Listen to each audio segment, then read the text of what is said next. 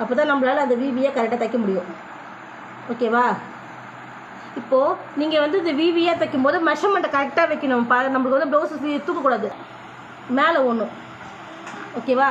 அப்புறம் பெல்ட் ஆண்டை நல்லா பாருங்கள். பெல்ட் இந்த கட்டு இருக்கு இல்லையா, பெல்ட் இருக்குல்ல, இந்த கட்டு அதுக்கு கீழே அது மார்க் பண்ணிக்கோங்க. அதுக்கு கீழே. அப்புறம் இதுக்கு சென்ட்ரு. ஓகேவா? இப்போ இந்த டிஸ்டன்ஸ் பாருங்கள், அதே டிஸ்டன்ஸுக்கு ஏற்ற மாதிரி வைக்கணும். ஓகேவா? ஸோ இங்கே ஒன்று, இங்கே ஒன்று, இங்கே ஒன்று. புரிஞ்சுதா?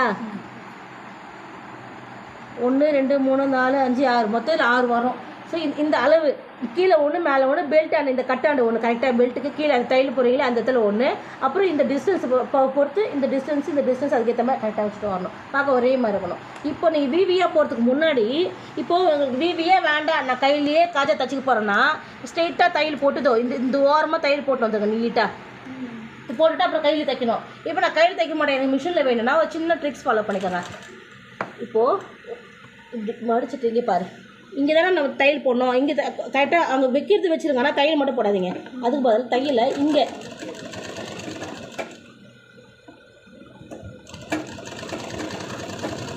இது பிடிச்சி போட்டிங்கன்னா அதுக்கப்புறம் நீங்கள் கொஞ்சம் உங்களுக்கு வீ போடுறது கொஞ்சம் ஈஸியாக இருக்கும். இப்போ போட்டிங்கல்ல, அவ்வளோதான். இப்போ நான் இங்கே வீ போடுறேன் பாருங்கள். கீழேருந்து போடணும் மேலுக்கு.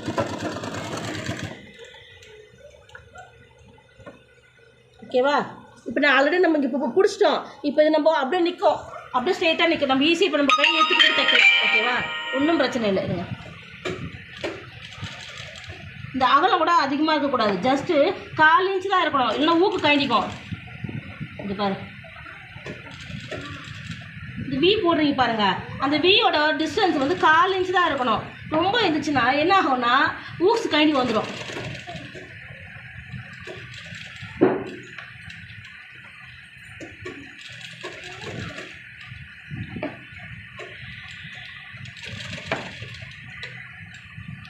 துணி கொஞ்சம் வெளியில் வந்து ஒரு பாயிண்ட் வெளியே.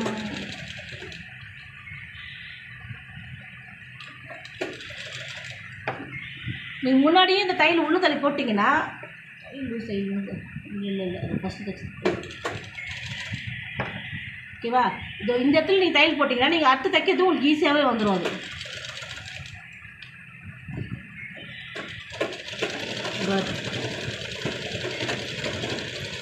ஓகேவா?